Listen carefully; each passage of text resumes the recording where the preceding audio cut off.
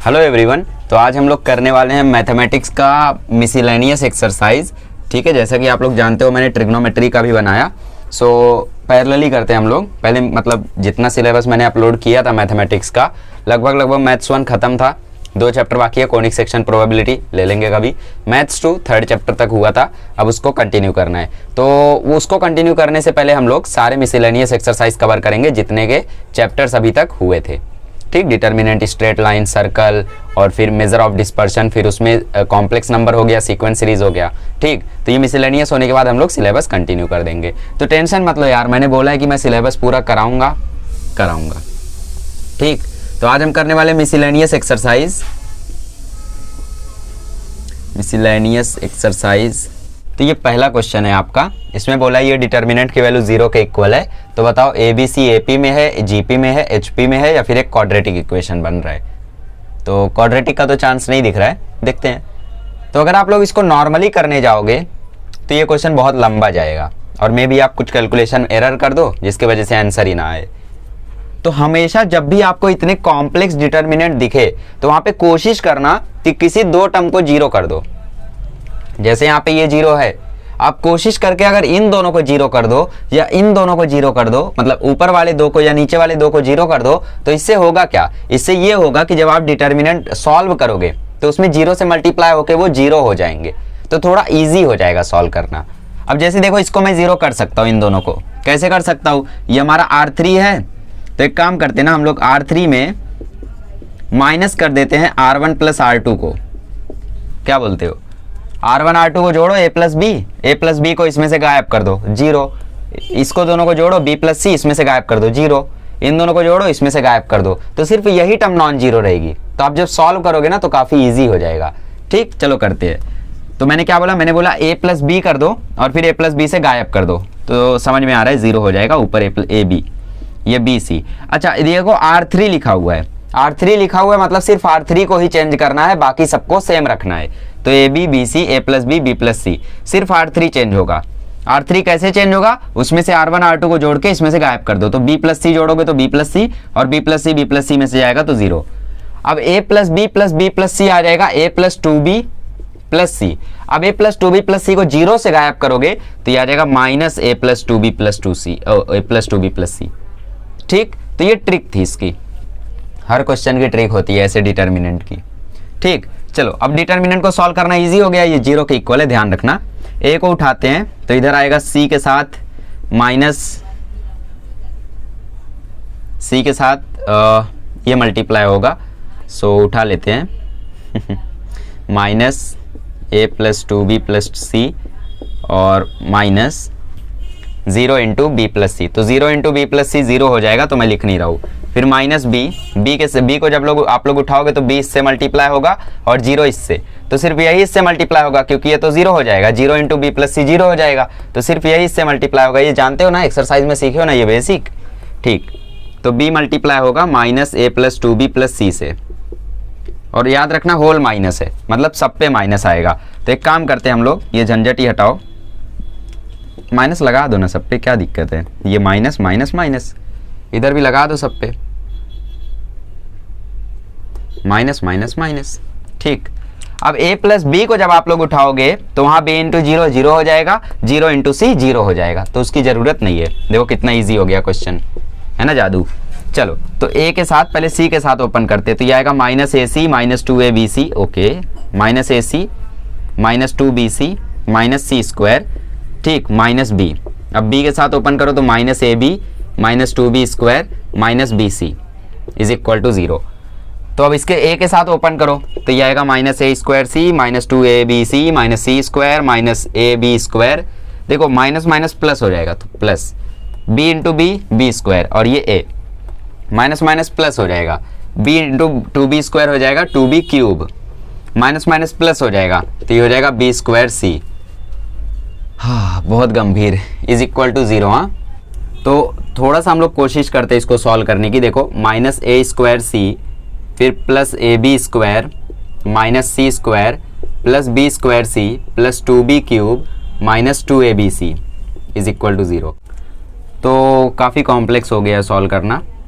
तो एक काम करते हैं हम लोग, दो दो टर्म को सॉल्व करते हैं। जब ऐसा केस दिखे तो वहाँ पे आपको दो दो टर्म को सॉल्व करना है, थोड़ा ईजी होता है। एक काम करते हैं, यहाँ से हम लोग माइनस ए कॉमन लेते हैं या फिर ए कॉमन लेते हैं, तो अंदर बचेगा minus A C plus B square. यहाँ से आप माइनस सी कॉमन ले लो या फिर सी कॉमन ले लो, तो अंदर बचेगा minus C plus B square. ठीक है, फिर यहाँ से आप 2b कॉमन ले लो, तो यहाँ से 2b आपने कॉमन लिया तो अंदर बचेगा बी स्क्वायर माइनस 2, अच्छा 2 कॉमन ले लिया तो अंदर बचेगा बी स्क्वायर माइनस ए सी बराबर 0। अच्छा, आप लोग ध्यान से अगर देखो तो a plus C plus 2b, a plus C plus 2b दिख रहा है। ठीक है, तो यहाँ पे अगर हम लोग फैक्टर इसका बनाने जाएं तो फैक्टर कैसा बनेगा, a plus 2b plus C और यहाँ पे आएगा बी स्क्वायर माइनस ए सी। पूछो कैसे, यहाँ पे देखो बी स्क्वायर माइनस ए सी, यहाँ पे बी स्क्वायर माइनस ए सी और यहाँ पे भी आएगा व्हाट हैपेंड सी इंटू सी, ऐसा तो नहीं होना चाहिए था। अच्छा ए इंटू सी स्क्वायर, तो ए सी स्क्वायर आना चाहिए यहाँ पे, वही मैं सोचूं, तो ये आया ए सी स्क्वायर, छोटी सी गलती। ठीक है, तो ये आया ए सी स्क्वायर, तो ये देखो आया बी स्क्वायर माइनस ए सी। ठीक, तो एक ब्रैकेट में आया a plus 2b plus C और एक ब्रैकेट में आया बी स्क्वायर माइनस ए सी, दोनों के इक्वल हैं, दोनों इक्वल हैं 0 के। अरे जेई का सवाल है भैया, ठीक है, PYQ है ये। तो a प्लस 2b प्लस सी ये पहला factor, B square minus A सी दूसरा फैक्टर, दोनों को इक्वल टू 0 करो। इसको करोगे तो कुछ मिलेगा, इसको करता हूं मैं क्योंकि इसी से आंसर आएगा। B square minus A C is equal to 0 मतलब B square is equal to A C मतलब b is equal to root A C. इसका मतलब समझ रहे हो, ये ज्योमेट्रिक मीन है, ज्योमेट्रिक प्रोग्रेशन का ज्योमेट्रिक मीन है। ज्योमेट्रिक मीन मतलब बीच वाला टर्म दोनों टर्म से कैसा रिलेशन रखता है ना, तो ये b is equal to root A C होता है उसका रिलेशन, आप लोग जानते हो। तो इसका मतलब ए बी सी क्या है, जीपी में है, बीच वाला टर्म कौन सा है, b। ठीक, तो इसका मतलब A B C are in GP. देखो फिर से सॉल्व करके बताता हूं मैं, मतलब फिर से एक्सप्लेन करता हूं। सबसे पहले हमने डिटर्मिनेंट थोड़ा सा छोटा किया ताकि सॉल्व करना ईजी हो, फिर यहां तक सबको समझा होगा। फिर हमने ब्रैकेट ओपन किया, कैसे ओपन किया, पहले इसका इसके साथ पूरा, इसको इसके साथ पूरा, फिर हमने a और b के साथ ओपन किया तो हमें ये मिला। फिर हमने अरेंज किया लाइक टर्म्स को, तो लाइक टर्म्स को अरेंज करने के बाद यहाँ से हमने a कॉमन लिया तो अंदर बचा minus A C plus B square. फिर यहाँ से हमने c कॉमन लिया तो अंदर बचा minus A C plus B square. फिर यहाँ से हमने 2b कॉमन लिया तो अंदर बचा बी स्क्वायर माइनस ए सी।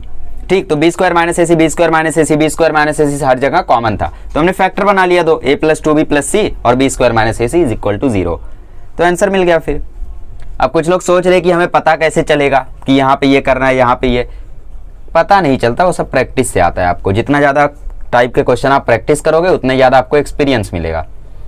ठीक है, ऐसे ही दिमाग में थोड़ी ना बत्ती जल जाती है, उसके लिए बहुत प्रैक्टिस करना पड़ता है। तो बाद में इसके जैसा क्वेश्चन आएगा तो आपको याद आएगा, हाँ यार एक बार ऐसा क्वेश्चन किया था तो ऐसा अरेंज करके सॉल्व किया था, तो ऐसे दिमाग की बत्ती जलती है। ठीक है, चलो आगे बढ़ते हैं और क्वेश्चन करते हैं। चलो तो ये क्वेश्चन देखते हैं हम लोग।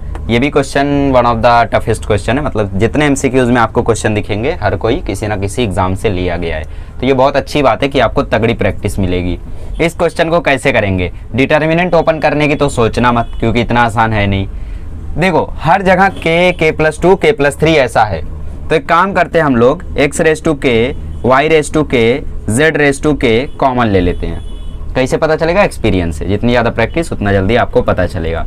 तो ये 1 1 1 1 बचेगा, यहाँ पे बचेगा एक्स स्क्वायर, यहाँ पे बचेगा वाई स्क्वायर, यहाँ पे बचेगा जेड स्क्वायर, यहाँ पे बचेगा एक्स क्यूब, यहाँ पे बचेगा वाई क्यूब, यहाँ पे बचेगा जेड का क्यूब, और ये इसके इक्वल है। ठीक है, अब आगे आप लोगों को ये डिटर्मिनेंट सॉल्व करना होगा, तो थोड़ा भारी काम है, तो मैं इससे बचना चाहूँगा। तो आप लोग इसको सॉल्व करना, सॉल्व करोगे तो एग्जैक्टली यही आंसर आपको मिलेगा, ये तीनों टर्म सेम रहेंगे, यहाँ पे बस कुछ और आएगा, सॉल्व कर लेना। ठीक है, मैंने जस्ट सॉल्व किया था अभी, तो इसका आंसर आएगा X raise to Y, X raise to K, Y raise to K, Z raise to K. इसका आंसर आएगा X minus Y, Y minus Z, Z minus K, oh sorry Z minus X, और इधर आएगा X Y plus Y Z plus Z X. ठीक, अब ये आपके answers हैं। X raise to K, Y raise to K, Z raise to K को मैं ऐसा भी लिख सकता हूँ, कैसा लिख सकता हूँ, ऐसा। इसको कंपेयर करना है आपको इसके साथ, तो ये देखो ये तीनों टर्म्स तो सेम है, ये तीनों टर्म सेम है, डिफरेंट कौन है ये, तो यहाँ पे आप लोग इसका एलसीएम ले सकते हो। ठीक है, इसको सॉल्व करोगे आप लोग तो मिलेगा X Y plus Y Z plus Z X divided by X Y Z, ये आपको मिलने वाला है।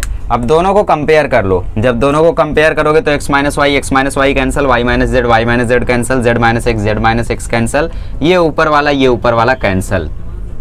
तो हमें मिला क्या, हमें मिला x into Y into Z raise to K is equal to 1 upon X Y Z. तो यहाँ से साफ साफ दिख रहा है कि एक्स वाई जेड जब ऊपर जाएगा, X Y Z raise to K X Y Z जब ऊपर जाएगा तो उसके ऊपर आ जाएगी पावर -1, क्योंकि नीचे है ना, इंडाइसिस का लॉ क्या कहता है, 1 upon X is equal to X raise to -1। तो ये -1 आ गया, तो साफ साफ दिख रहा है बेस सेम है तो पावर भी सेम होगी, तो k इज इक्वल टू -1। समझ में आया। सबसे पहले हम लोगों ने यहाँ से x रेस टू के, y रेस टू के, z रेस टू के कॉमन ले लिया, तो डिटर्मिनेंट ऐसा बना। अब इस डिटर्मिनेंट को जब एक्सपांड करोगे तो आपको ये मिलेगा। ठीक, अब ये हमें दिया हुआ था तो हमने इसके साथ कंपेयर करना था, बट ये दोनों सेम नहीं थे, तो हमने यहाँ पे एलसीएम लेके सॉल्व किया। मतलब इसको आप लोग जब सॉल्व करोगे तो आपको ये मिलेगा। ठीक, तो इससे सेम हुआ, फिर ये तीनों टर्म कट गए, ये ऊपर वाला कट गया, तो हमें ये दोनों मिला, और वो दोनों मिलने के बाद हमने कंपेयर किया, सीधा आंसर आ गया। ठीक है, चलो अगला क्वेश्चन करते हैं। चलिए, तो ये क्वेश्चन आपको दिया हुआ है, इस क्वेश्चन को कैसे करेंगे। इस क्वेश्चन के लिए आपको ट्रिग्नोमेट्री के फॉर्मूले याद रहने चाहिए कि साइन a प्लस बी क्या होता है, कॉस a प्लस बी क्या होता है। ठीक, ये सब याद रहेगा तो ये क्वेश्चन आपसे आसानी से हो जाएगा। अच्छा, यहाँ पे आप लोगों को sine theta cos phi, cos theta cos phi, sine theta cos phi, sine theta sine phi, ऐसा मतलब थीटा और फाई दिया हुआ है। तो ऑप्शन में आपको बोला है कि जो डिटर्मिनेंट है वो फाई के ऊपर डिपेंड नहीं करता, थीटा के ऊपर डिपेंड नहीं करता, या फिर उसकी वैल्यू कांस्टेंट है एक, मतलब 6, 7, 8 ऐसी कोई वैल्यू है, या फिर D by D theta at X is equal to theta is equal to pi by 2 is equal to 0। मतलब डिफ्रेंशिएट करोगे जब उसको थीटा के रिस्पेक्ट में, तो अगर पाई बाई 2 रखोगे तो 0 आ रहा है। तो चौथे ऑप्शन का क्या मतलब है, अगर वो करेक्ट हुआ तो मैं आपको बताता हूँ, वरना उसकी ज़रूरत अभी नहीं है। ठीक है, देखो इस डिटर्मिनेंट को सॉल्व करेंगे तो साइन थीटा कॉस थीटा पहले बाहर रखो, साइन थीटा कॉस फाई है ना, मतलब थोड़ा बड़ा है तो यहाँ पे थोड़ा समझदारी से करना होगा। ये होगा तो 0, अब ऑलरेडी माइनस है तो plus sine square theta into cos phi. ठीक है, sine theta into sine theta, sine square theta cos phi. अब minus sine theta sine phi, अब ये लिया हमने तो ये दोनों मल्टीप्लाई होंगे, तो ये दोनों मल्टीप्लाई होंगे तो 0, minus sine theta plus sine square theta और साइन फाई। ठीक, अब प्लस कॉस थीटा रखोगे। ठीक, तो यहाँ पे देखो कॉस थीटा जब रखोगे तो ये दोनों मल्टीप्लाई होंगे, तो cos A plus B, cos A cos B, sine A sine B, cos A cos B minus sign A sine B क्या होता है, cos A cos B minus sign A sine B होता है cos A plus B. ठीक, ये सारे फॉर्मूले आपको ट्रिक से याद होने चाहिए। कैसे, साइन ए प्लस बी है तो उसमें साइन कॉस कॉस साइन करो, और साइन वाले में प्लस की जगह प्लस ही आता है। कॉस ए प्लस बी है तो कॉस कॉस साइन साइन करो, इसमें प्लस की जगह माइनस आता है, और टेन वाला तो इजी है। ठीक है, तो कॉस कॉस साइन साइन, बीच में माइनस होगा तो ये आएगा कॉस ए प्लस बी, मतलब कॉस थीटा प्लस फाई। ठीक, और माइनस, ओहो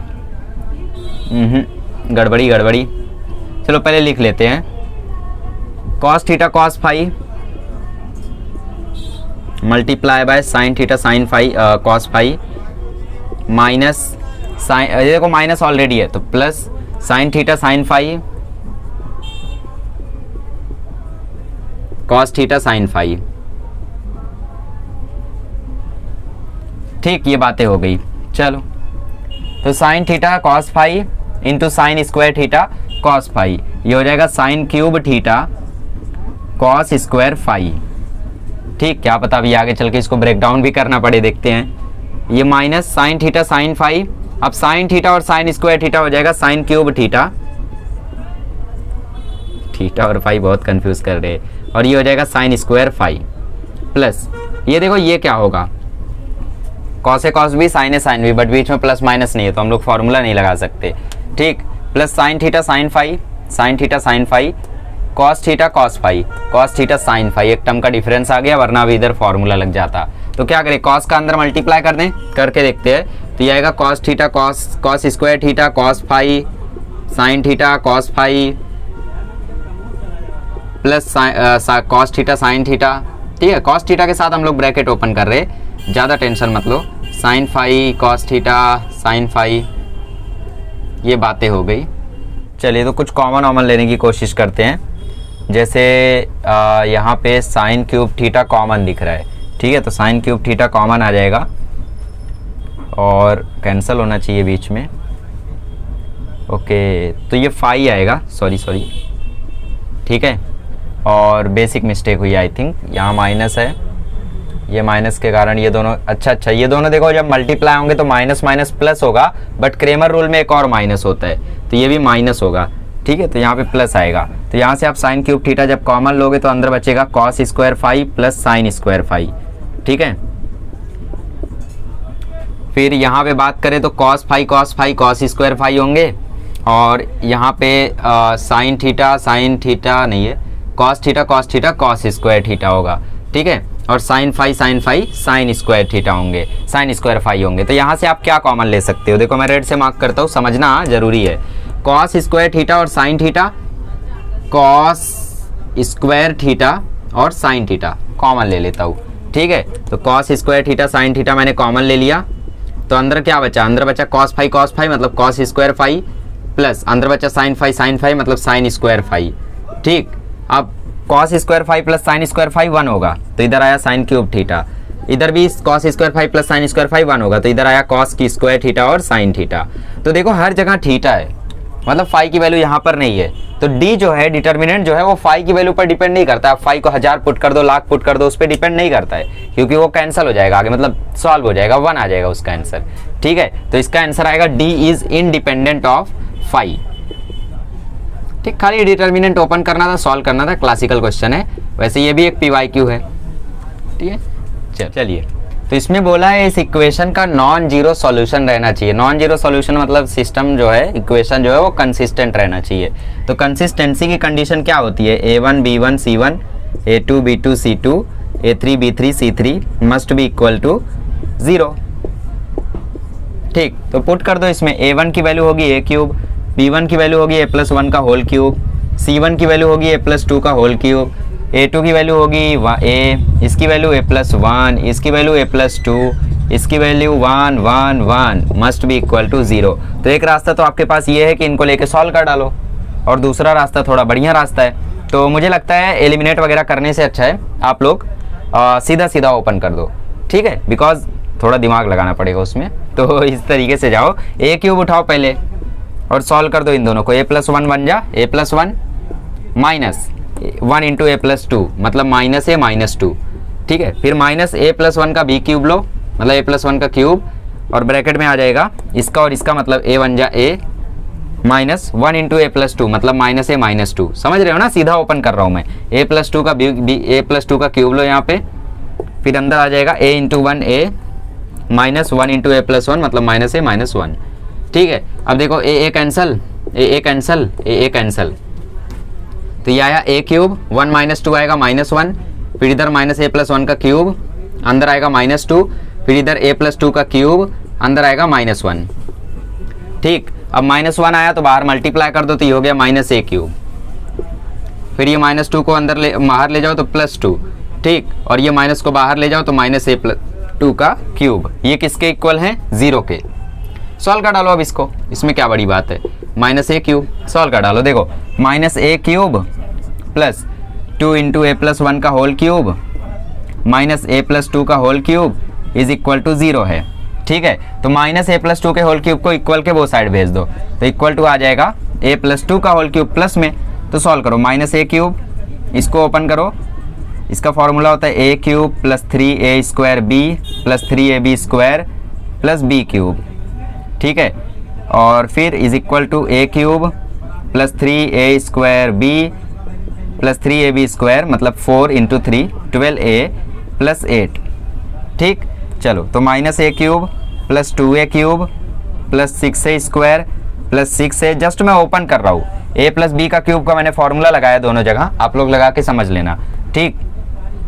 plus 2 is equal to A cube plus 3A square into 2, ये 2 है, हाँ 12 नहीं, 2 3 या 6, तो 6A square plus 12A plus 8।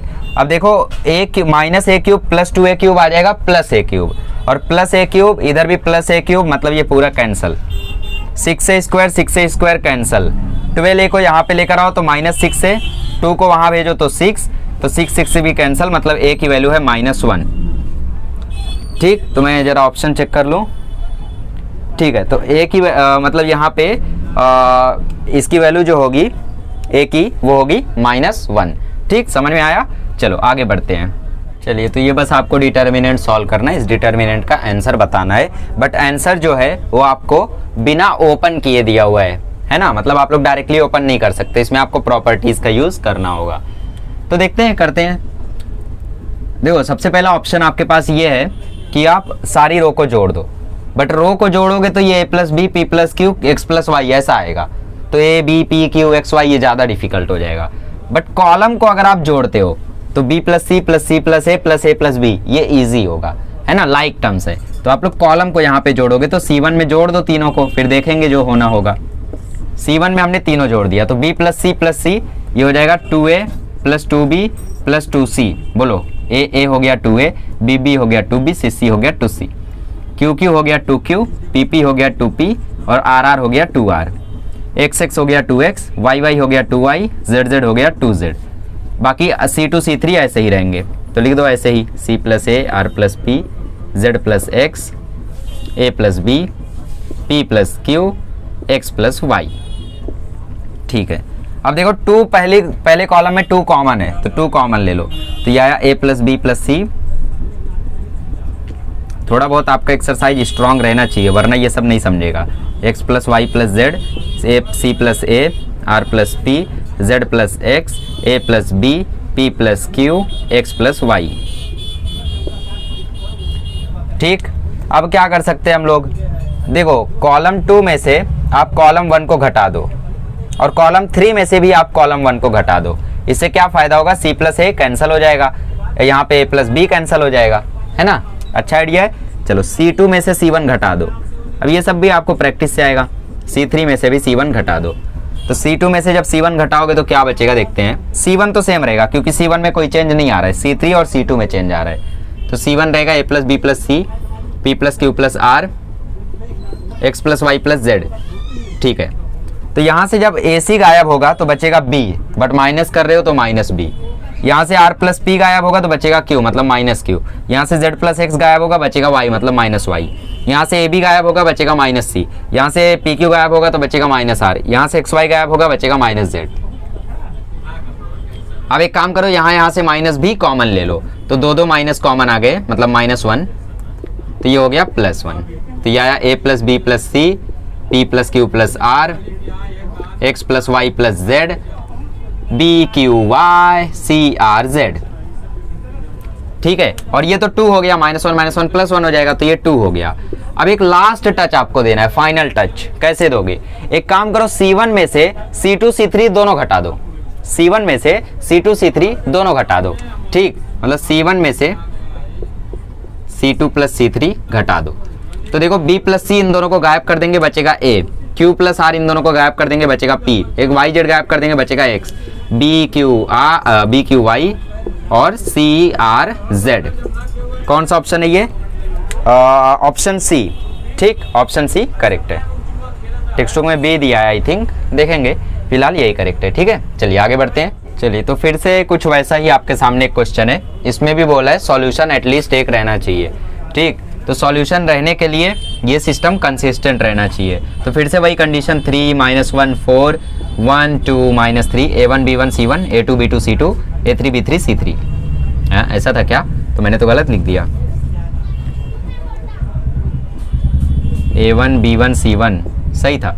ठीक, तो -1 4 और इधर A2 B2 C2 मतलब 1 2 -3 और यहाँ पे 6 5 लैम्डा किसके इक्वल रहने चाहिए? 0 के। तो लैम्डा आपको पता करना है।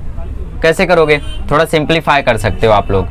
देखो, आपको यहाँ से ये दोनों टर्म 0 बनाने हैं। 0 क्यों बनाने हैं? ताकि थोड़ा इजी हो सके। चलो मत बनाओ, ऐसे ही सॉल्व कर दो। देखो 3 ये आया 2 लैम्डा प्लस 15 2 लैम्डा -15 आया था, बट यहाँ ऑलरेडी एक माइनस रहता है, तो +15 माइनस माइनस हो गया +1 1 लैम्डा जा लैम्डा प्लस 18, फिर इधर से आया 4। ठीक है, तो यहाँ पे क्या आएगा देखो 4 1 5 जा 5 -12 6 2 जा 12। ठीक, सॉल्व कर लो। अब देखो 6 lambda plus 45 plus lambda plus 18 plus 20 -48 is equal to 0 तो 6 लैम्डा और लैम्डा हो गया 7 लैम्डा। 45 में 20 जोड़ोगे 65, और 18 में 48 घटाओगे 30, 65 में 30 घटाओगे 35। ठीक, तो 7 लैम्डा आया -35, तो लैम्डा की वैल्यू आ जाएगी -5। हलवा क्वेश्चन था ये, आप लोग खुद से कर सकते थे, मत करो मैं कर देता हूँ। ठीक है, चलो आगे बढ़ते हैं। चलिए अगला क्वेश्चन है x is equal to -9 is a root of determinant x to 7 3x 6 7 to x। इसके और भी दो रूट्स हैं। क्यों दो रूट्स है? क्योंकि इधर क्यूबिक इक्वेशन बनेगी, 3x है ना, तो इधर क्यूबिक इक्वेशन बनेगी। तो क्वेश्चन में उन्हीं दो और जो रूट्स है इसके वो पूछा है। लेकिन इधर दिक्कत क्या है कि अगर आप लोग क्यूबिक इक्वेशन बनाओगे तो क्यूबिक इक्वेशन सॉल्व करने का एक मेथड हम लोग जानते तो हैं, बट अगर क्वाड्रेटिक बना दें तो वो ज़्यादा ईजी होगा। तो किसी तरीके से हम लोग कोशिश करते हैं कि एक x को बाहर निकाल लें। कैसे निकालेंगे देखते हैं। अगर हम लोग ध्यान से देखें यहाँ पे तो 7 और 2 9 होता है, 6 और 3 9 होता है, 7 और 2 9 होता है। तो एक काम करते हैं, रो 1 में हम लोग दोनों रो को जोड़ देते हैं। क्या बोलते हो? जोड़ेंगे तो आएगा x + 9 x + 9 x + 9। बाकी रो 2 रो 3 सेम रहेगी, 2x2 7 6x। ठीक, अब इधर x + 9 कॉमन ले लो, तो इधर क्या बचेगा 1 2 7 1 x 6 1 2 x।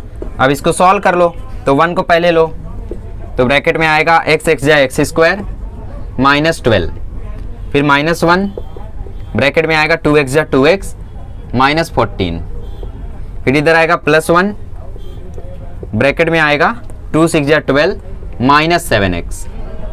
ठीक है, ये आपके फैक्टर्स आ गए।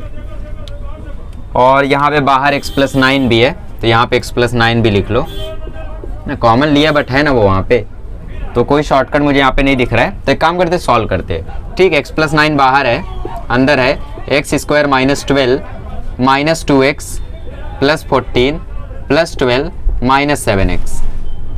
ठीक, x + 9 या x² -2x -7x आ जाएगा -9x, -12 +12 कैंसिल +14। अब बस इसके दो रूट्स निकाल लो। एक तो बोला x इज -9, तो -9 वाला रूट तो हमें साफ साफ दिख रहा है, ये इसके रूट निकालने होंगे। ये x + 9 का क्या आएगा आंसर? इज इक्वल टू 0 करोगे तो -9 आएगा ना, तो एक रूट तो मिल गया। अब इसका रूट निकाल लो, वही आपका आंसर होगा। अब इसका रूट कैसे आएगा? 7 2 जा 14, तो x² -7x -2x +14, x लिया कॉमन अंदर बचा x -7 -2 लिया कॉमन अंदर बचा x -7, या x -2 या x -7, मतलब अगले दो रूट्स होंगे 7 और 2, मतलब ऑप्शन सी सही है। समझ में आया कैसे करने का? चलो आगे बढ़ते हैं। अब बाकी क्वेश्चन तो बहुत ईजी है, तो क्वेश्चन नंबर 8 कर लेते हैं। अब ये पहले आप लोग ट्राई कर लो, बहुत ईजी है, बिना प्रॉपर्टी लगाए करोगे तो भी आ जाएगा। ठीक है, चलो ठीक है, देखेंगे। अच्छा देखो, क्वेश्चन नंबर 10 इसमें दिया हुआ है, स्टेटमेंट के फॉर्म में पूछा है। आप लोग जानते हो डिटर्मिनेंट क्या होता है? डिटर्मिनेंट होता है स्क्वायर मैट्रिक्स का आंसर ना, उसी को हम लोग डी बोलते हैं। तो यहाँ पे आपका ऑप्शन सी सही होगा। Determinant is a number associated with square matrix. Square matrix जब मैट्रिक्स स्क्वायर होती है तो उसको हम क्या बोलते हैं? डिटर्मिनेंट। जैसे इसकी बात करो तो ये स्क्वायर मैट्रिक्स है 3 × 3 की। अब 3 × 2 वाली मैट्रिक्स को डिटर्मिनेंट नहीं बोल सकते, उसका डिटर्मिनेंट नहीं निकाला जा सकता है ना। तो जिसका डिटर्मिनेंट निकाला जा सकता है उसको हम लोग स्क्वायर मैट्रिक्स बोलते हैं। तो स्क्वायर मैट्रिक्स का जो आंसर होता है उसी को हम लोग डिटर्मिनेंट बोलते हैं। तो determinant is a number associated with square matrix. तो ऑप्शन सी यहाँ पे सही होगा 10th वाले का। बाकी 9th अभी देखेंगे, 8th देखो। चलिए तो इस क्वेश्चन को करते हैं। इस क्वेश्चन को अगर आप प्रॉपर्टी लगा के करोगे तो ईजी होगा। देखो क्या करते हैं हम लोग, रो 1 में रो 2 जोड़ देते हैं, तो 6i + 4 हो जाएगा 6i + 4 -3i + 3i 0 1 - 1 0, बाकी सब तो सेम रहेगा 4 3i - 1 23i। अब देखो ये दोनों 0 हो गए, तो सॉल्व करना कितना इजी हो गया। सिर्फ इसी को आपको सॉल्व करना है, तो कर दें क्या? चलो कर देते हैं। तो 6i + 4 और ये देखो सॉल्व होगा 3i × i -3 is equal to x + iy। तो इसको रहने दो अभी 6i + 4, ये हो जाएगा 3i² + 3, i² की वैल्यू -1 -3 + 3 खत्म। ये 0 हुआ तो 0 से मल्टीप्लाई होकर ये भी खत्म। तो x की वैल्यू 0, y की वैल्यू 0। ऑप्शन डी करेक्ट है यहाँ पे। ठीक है, चलो आखिरी क्वेश्चन कर लेते हैं, फिर बाकी सारे क्वेश्चन तो स्पीड में भागेंगे। तो 9th क्वेश्चन आपसे खुद से सॉल्व होना चाहिए। आप लोग जानते हो एरिया ऑफ ट्रायंगल जब डिटर्मिनेंट के फॉर्म में लिखते हैं तो 1/2 x1 x2 x3 y1 y2 y3 और इधर 1 1 1। एरिया दिया है 3 स्क्वायर यूनिट्स, हाफ रहने दो ऐसे ही।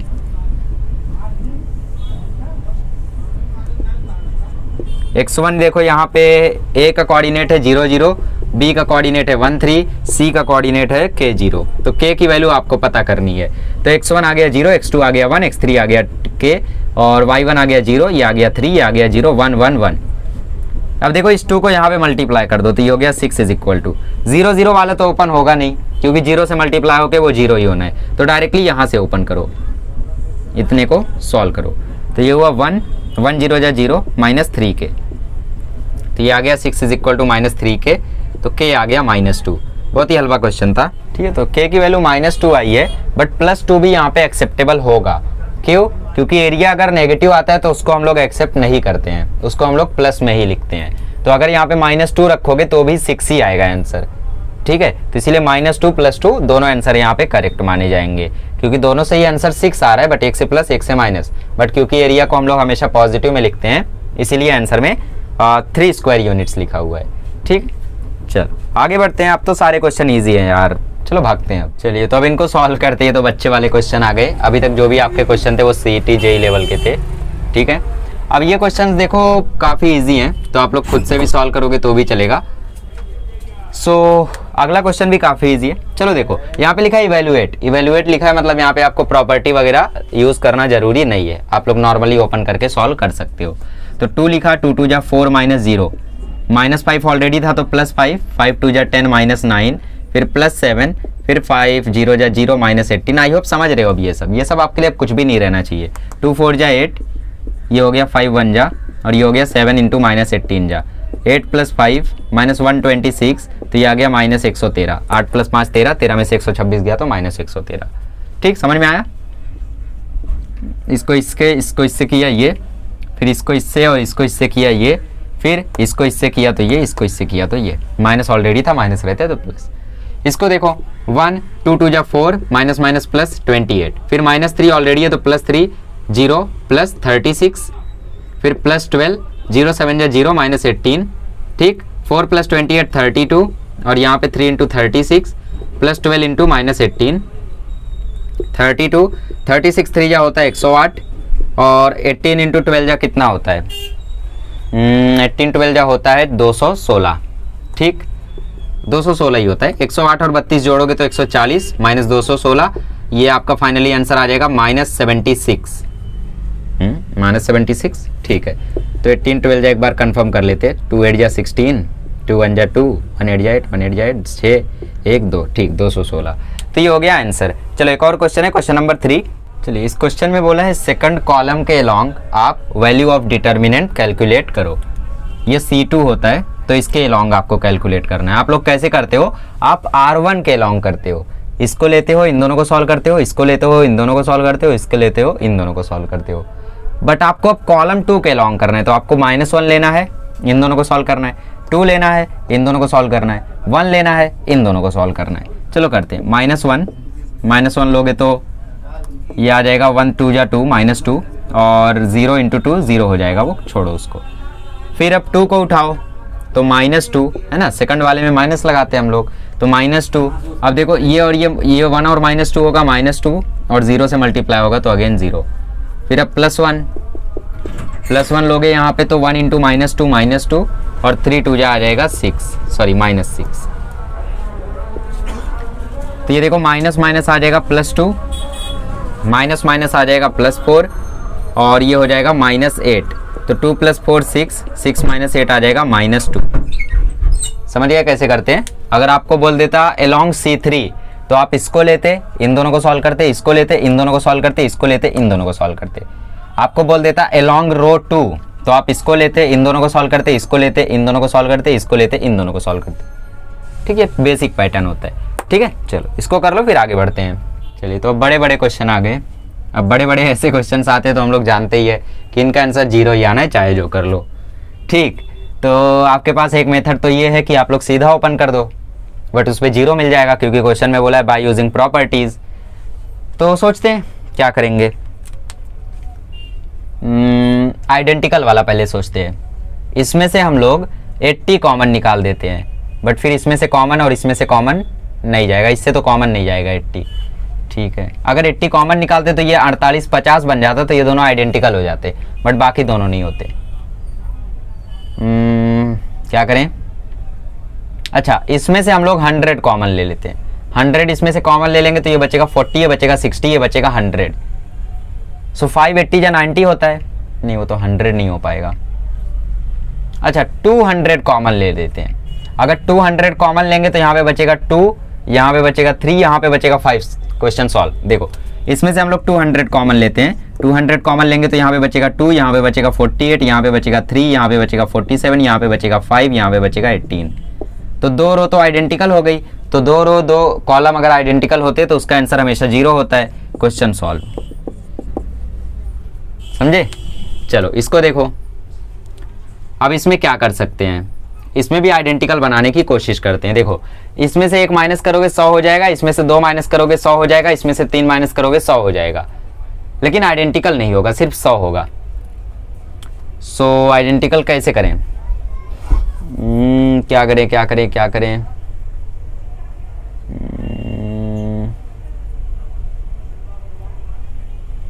ठीक है, देखो 106 में से अगर 107 माइनस करते हो तो -1 आएगा। 107 में से नहीं, तो हम लोग बड़े नंबर को छोड़ के अब सोचे छोटे नंबर का सोचते हैं। देखो, अभी तक हम लोग रो वाइज सोच रहे थे, कॉलम वाइज सोचते हैं। अगर इसमें से हम लोग इसको माइनस कर दें, इसमें से इसको माइनस कर दे, तो इधर 1 आ जाएगा, इधर 1 आ जाएगा, इधर भी 1 आ जाएगा, मिला कुछ तो। अब इधर 103 है, 108 है, 3 है। इसमें से अगर इसको हम लोग माइनस कर दें, मतलब C3 में से C2 माइनस कर दें, तो ये 1 आ जाएगा, ये भी 1 आ जाएगा, ये भी 1 आ जाएगा। सॉल्व हो गया। देखो, करना क्या है, हमें C2 में से C1 माइनस करना है और C3 में से C2 माइनस करना है। तो करते हैं ना। C1 तो सेम रहेगा क्योंकि C1 कहीं पर चेंज नहीं हो रहा है, तो 101, 106, 1। C2 में से C1 मतलब इसमें से ये माइनस करो, क्या आएगा? 1 1 1। C3 में से C2 मतलब इसमें से ये माइनस करो, क्या आएगा? 1 1 1। तो देखो, 2 कॉलम आइडेंटिकल हो गया, आंसर 0। जादू समझ में आया? चलो आगे बढ़ते हैं। चलिए, तो इसमें आपको माइनर और कोफैक्टर पता करना है। ये वैसे बहुत लंबा स्टेप होता है, बट माइनर और कोफैक्टर बहुत जरूरी है समझना, क्योंकि 12वीं में भी माइनर और कोफैक्टर रिपीट हुआ है। सो माइनर और कोफैक्टर पता कैसे करते हैं? सपोज हमारे पास कोई डिटर्मिनेंट है A11, A22, A12, A21, A22। ये 1 2 1 2 2 2 2 2 ये सब क्या होता है? ये होता है IJ। I मतलब रो, J मतलब कॉलम। A1 1 का मतलब क्या? फर्स्ट रो फर्स्ट कॉलम, बिल्कुल सही। कॉलम 1 रो 1। 1 2 मतलब फर्स्ट रो सेकंड कॉलम, सही बात है। फर्स्ट रो और second column. Second row first column, सही बात है। Second row second column. तो माइनर को हम लोग कैसे रिप्रेजेंट करते हैं? हम लोग चारों का माइनर निकालते हैं, ठीक। 1 1 का भी, 2 1 का भी, 1 2 का भी, 2 2 का भी। तो माइनर आता कैसे? देखो, M1 1 माइनर होता है M1 1, फिर M1 2 M2 1 सब होगा, बट फिलहाल M1 1 की बात करते हैं। तो माइनर आता कैसे है? M1 1 के लिए आप लोग इस साइड के एलिमेंट और उस साइड के एलिमेंट छुपा दो। ये छुपाया हमने, तो ये छुप गया, ये भी छुप गया, तो जो दिखा उसका डिटर्मिनेंट निकाल दो। अब ये तो अकेला दिख रहा है, इसका कोई डिटर्मिनेंट नहीं है, तो मतलब इसका आंसर होगा A22। बट इधर जब आप M1 1 निकालोगे तो इसको जब छुपाओगे, देखो मैं छुपाता हूँ, ये मैंने छुपाया, तो आपको ये दिख रहा है 4 टर्म, तो इसका आपको डिटर्मिनेंट निकालना पड़ेगा, ठीक है। अब कोफैक्टर क्या होता है? कोफैक्टर को लिखते हैं CI जैसे। कोफैक्टर होता है -1 raise to I + J dot MIJ। मतलब आपको अगर C11 निकालना है तो यहाँ पे -1 रेज़ टू 1 + 1 लिखोगे, डॉट M11 लिखोगे, तो ये 1 + 1 स्क्वायर आएगा, -1 का स्क्वायर 1 होता है, और M11 की वैल्यू A22 के इक्वल है, मतलब इंटू A22 आएगा। ठीक, समझ में आया कंसेप्ट? चलो, तो इस क्वेश्चन को हम लोग सॉल्व करते हैं। सबसे पहले हम लोग यहाँ पे नेमिंग कर देते हैं A11, A12, A13, A21, A22, A23, A31, A32, A33।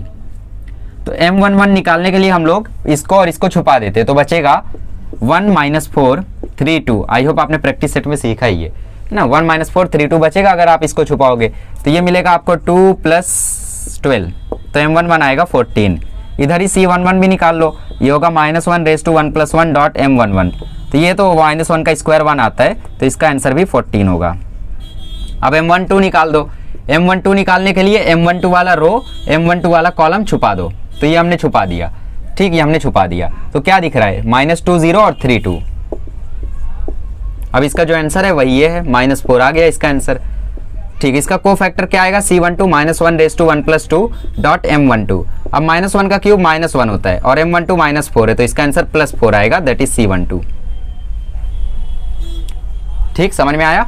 चलो M13 निकालो, M13 निकालोगे तो इसको छुपा दो, इसको छुपा दो, दिखा क्या, -2 0 और 1 -4, तो इसका आंसर आएगा 8, तो ये हो गया M13। C13 निकालोगे तो -1 raise to 1 plus 3 dot M13। अब -1 की पावर 4 1 आता है, तो इसका भी आंसर 8 ही आएगा। अब मेरे लिए आप निकाल दो M33। M33 के लिए आप लोग इसका रो इसका कॉलम छुपा दो, तो क्या दिख रहा है, -1 2 और 0 1, तो -1 2 0 1, तो इसका आंसर क्या आ जाएगा, -1 इंटू 1 -1 आ जाएगा। C33 क्या आएगा, C33 आएगा -1 raise to 3 plus 3 dot M33, तो इसका भी आंसर -1 आएगा, क्योंकि -1 रेज टू 6 1 होता है, ठीक। चलो, तो आई होप अब आपको कंसेप्ट समझ में आ गया है। मेरे लिए निकाल दो M22। M22 निकालने के लिए आप M2 का रो M2 का कॉलम छुपा दो, तो क्या दिख रहा है, -1 0 और 4 2, ठीक, क्या दिख रहा है, -1 0 और 4 2, तो निकाल दो इसका आंसर -2 हो गया। C13 कैसे निकालोगे, -2 हो गया। अच्छा, समझ रहे हो। अच्छा, M22 निकालना था, हाँ M22 निकालना था, ये मैंने क्या निकाल दिया M22 निकालना था, तो इधर आएगा -1 0 4 2, तो इसका आंसर आएगा -2। C22 निकालोगे तो वो भी आएगा -2, क्योंकि 1 की पावर 4 प्लस 1 होता है, तो -2।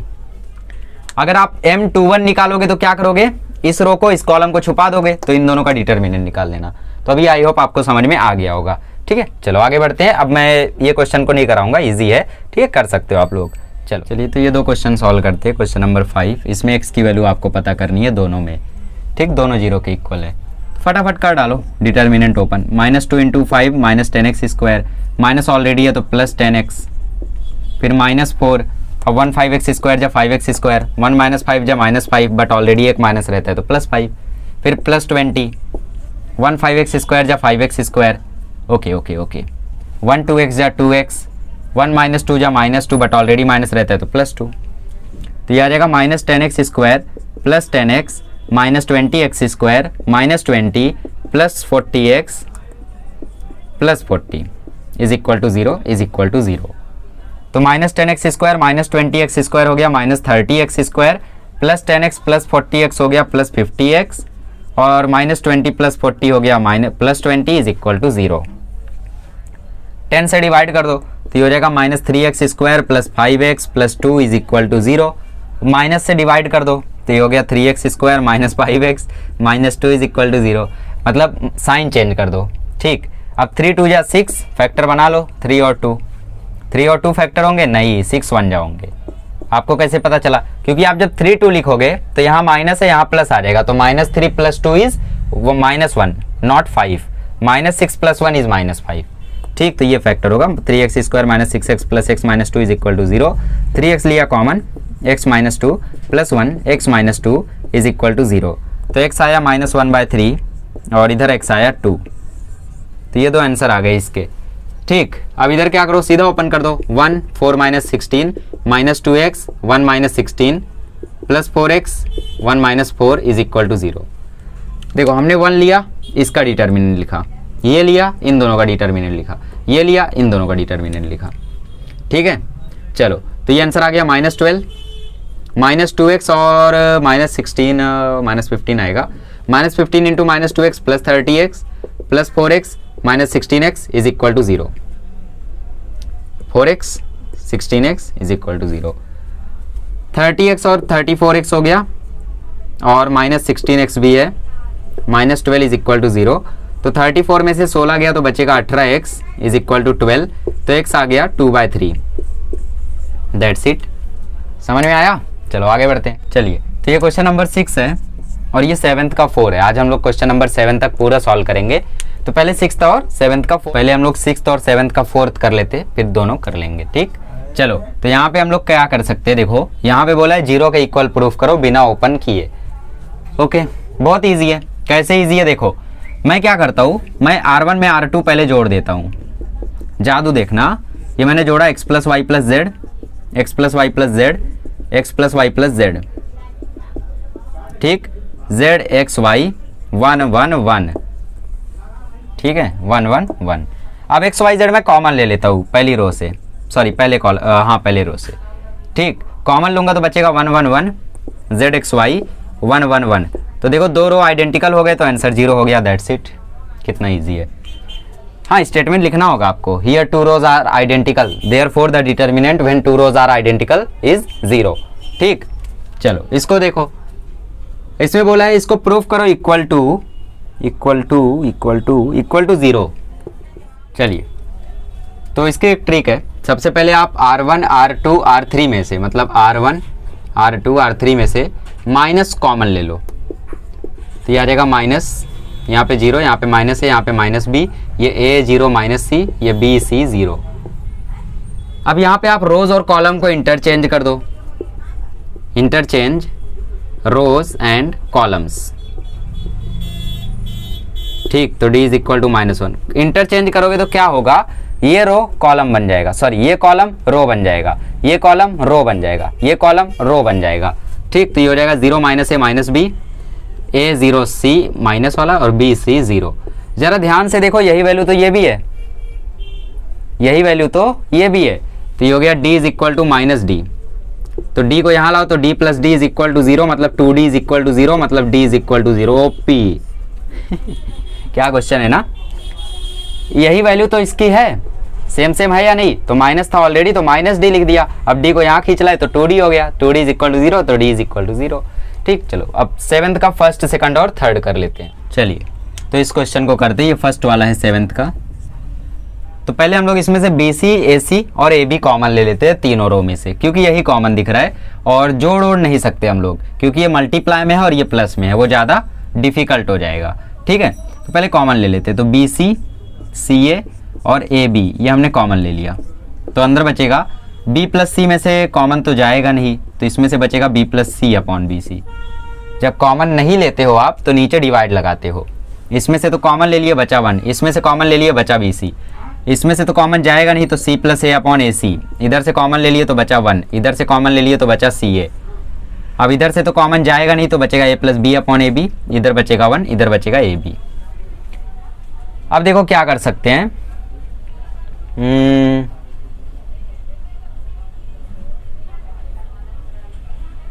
इधर से हम लोग ABC कॉमन ले लेते हैं। फिर से इन तीनों रो से हम लोग ABC कॉमन ले लेते हैं। तो BC AC AB के साथ हम लोग कॉमन ले लेते हैं ABC। कहाँ से, इस 3 रो से। ठीक, मतलब कॉलम 3 से। तो B plus C upon BC। अच्छा, B plus C upon BC की वैल्यू क्या आएगी, इसकी वैल्यू आएगी 1 upon C plus 1 upon B। क्या बोलते हो, अरे B अपॉन BC करोगे B कट जाएगा, C अपॉन BC करोगे C कट जाएगा, तो 1 अपॉन C 1 अपॉन B। वैसे ही आ जाएगा 1 अपॉन A 1 अपॉन C, ये आ जाएगा 1 अपॉन A 1 अपॉन B, है कि नहीं। इधर कटेगा तो 1 अपॉन B, इधर कटेगा तो 1 अपॉन A। ठीक, आगे पीछे हो गया होगा तो माफ़ करना। 1 1 1। अब BC में BC तो कॉमन गया, बट इधर A तो था ही नहीं, तो ये आ जाएगा 1 अपॉन A। AC में से AC कॉमन गया, बट इधर B तो था ही नहीं, तो ये आ जाएगा 1 अपॉन B। AB में से AB तो कॉमन गया, बट हमने तो ABC कॉमन लिया, C तो इधर था ही नहीं, तो ये आ जाएगा 1 अपॉन C। अब देखो हमें आंसर शायद मिल चुका है। ठीक है, शायद कैसे, देखो हम लोग क्या करते हैं, 1 अपॉन A को 1 अपॉन B को 1 अपॉन C को इसमें हम लोग जोड़ सकते हैं। C1 में क्या होगा उससे, देखो 1 अपॉन C 1 अपॉन B है, 1 अपॉन A आ जाएगा, 1 अपॉन C 1 अपॉन B हो जाएगा, 1 अपॉन A भी आ जाएगा, 1 upon B 1 upon C 1 upon A तीनों आ जाएंगे, तो तीनों आइडेंटिकल हो जाएंगे, मतलब सेम हो जाएंगे। तो हम लोग इसको भी कॉमन ले लेंगे, तो बचेगा 1 1 1, आंसर 0 आ गया। ठीक, तो पहले इसको मल्टीप्लाई कर दो। देखो रो रहा है B square A square C square, A square B square C square आएगा यहाँ पे, और A square B square C square को ABC से मल्टीप्लाई करोगे तो A cube B cube C cube आएगा। सो A cube B cube C cube. अब देखो जब हम लोग इसको इसमें जोड़ेंगे तो ये आएगा 1/c plus 1/a plus 1/b, और ये 1 और ये 1/a ऐसे ही रहेगा, 1/b ऐसे ही रहेगा, 1/c ऐसे ही रहेगा, 1 ऐसे ही रहेगा, 1 ऐसे ही रहेगा। ये आएगा 1/a plus 1/c plus 1/b, ये भी आएगा 1/b plus 1/a plus 1/c। अब देखो ये तीनों सेम सेम है, तो इसमें से कॉमन उठा लो। कॉमन उठाओगे तो क्या बचेगा, 1 1 1 बचेगा। तो चलो हमने यहाँ पे मान लो कॉमन उठा दिया, तो अंदर बचा 1 1 1 1 1 1 1/a 1/b 1/c। बस ना, दो कॉलम आइडेंटिकल हो गए तो आंसर 0। That's it. ठीक है, चलो आगे बढ़ते हैं और 2 क्वेश्चन और करते हैं। चलिए, तो हम लोग क्या करते हैं, a कॉमन ले लेते हैं C1 से, b कॉमन ले लेते हैं C2 से, और c कॉमन ले लेते हैं C3 से। ठीक है, तो a b c आ गया। अब इसमें से एक कॉमन गया तो x y z, यहाँ से a b c, यहाँ पे 1/a 1/b और 1/c। क्या किया हमने, C1 से a कॉमन लिया तो a गया बाहर, बचा एक से, यहाँ पे नीचे a आ गया, क्योंकि कॉमन कुछ था ही नहीं तो नीचे लगाना पड़ा। इसमें से b कॉमन लिया तो ये आ गया, इसमें से c कॉमन लिया तो ये आ गया। अब देखो पहला 2 रो तो हमें मिल चुका है। अब हमें क्या करना है, इधर BC CA और AB बनाना है। तो क्या करें, बहुत ईजी है, इस ABC का इसमें मल्टीप्लाई कर दो तो क्या आ जाएगा, देखो इस ABC का इसमें मल्टीप्लाई कर दो तो x y z a b c, तो ये ABC/a, ABC/b, ABC/c, b cancel, a cancel, c cancel आ गया। जानते हो ना, डिटर्मिनेंट में किसी एक टर्म को हम किसी एक पर्टिकुलर रो या पर्टिकुलर कॉलम में मल्टीप्लाई कर सकते हैं। ठीक है, रूल्स याद रखा करो। तो देखो आ गया LHS is equal to RHS। चलो थर्ड वाला करते हैं। चलिए, तो इसको हमें प्रूव करना है, is equal to NFW IEW MDV। IEW IEU MDV, Mendeleev. देखो कैसे करेंगे, सबसे पहले हम लोग इसका रो और कॉलम इंटरचेंज करते हैं। क्यों, क्योंकि यहाँ पे F ऊपर है, W ऊपर है, तो मतलब इंटरचेंजिंग तो हुई है। तो रो और कॉलम इंटरचेंज होगा तो ये रो कॉलम बन जाएगा, मतलब ये रो कॉलम बन जाएगा, और ये रो कॉलम बन जाएगा, या फिर ये कॉलम रो बन जाएगा, ऐसा भी बोल सकते हो। तो ये कुछ ऐसा आएगा, LMN EDF UVW। ठीक, तो रो 2 रो 3 से हम लोग चेंज करते हैं ताकि D नीचे आ जाए। ठीक, R2 चेंजेस R3, बट जब इसमें रो या कॉलम हम चेंज करते हैं तो आगे माइनस लगा देते हैं, रूल याद है ना। तो ये हो जाएगा LEU, ये आ जाएगा NFW, ये आ जाएगा MDV।